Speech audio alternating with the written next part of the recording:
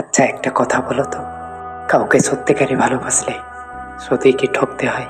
শুধুই কি ফলস্বরূপ যন্ত্রণা পেতে হয়?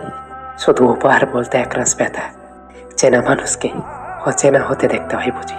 যে মানুষটা আমি কখন কি করছি, আমি কি খেলাম, কখন ঘুমালাম, এইসব নিয়ে অনেক চিন্তিত থাকতো, সেই মানুষটাই আজকে বাঁচলাম না মরলাম এইটুকুও খোঁজ নেয় না।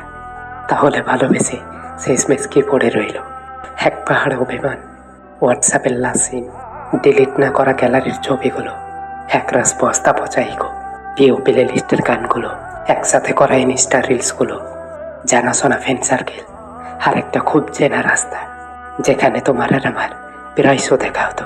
আর এখন একে অপরকে দেখে এড়িয়ে চলা, ব্যাস ব্যাস এইটুকু। এইভাবে বিজয় ঠাকুর জলে পড়ার পর শীত এলো কলকাতায়, আবার শীত এলো। এলো কলকাতায় আরো একটা ডিসেম্বর, আবারও সে নন্দন ভিক্টোরিয়া, ময়দানে লোকজনের ভিড়, সরবার লেক, পিকনিক, ক্রিসমাস। আর অন্যদিকে হোল্ড বুক, সিগারেটের ধোয়া, হুডি, যা শীতের রোদ, সব একই আছে, শুধু বদলে গেছিস তুই। হ্যাঁ, তুই।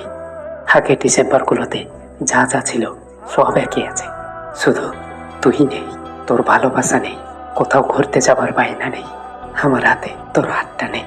প্রত্যেক ডিসেম্বরে যা যা ঘটার সবই আছে, শুধু এই ডিসেম্বরে তুই নেই, শুধু এই ডিসেম্বরে তুই নেই, তুই নেই, এই ডিসেম্বরে তুই নেই।